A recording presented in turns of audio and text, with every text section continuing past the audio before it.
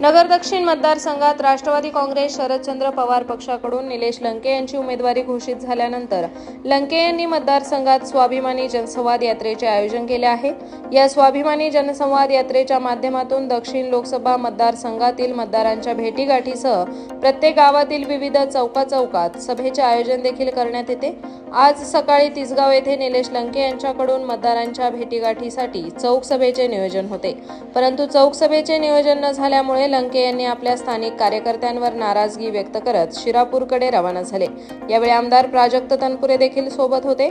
याची दिवसभर तिसगावमध्ये चर्चा सुरू होती।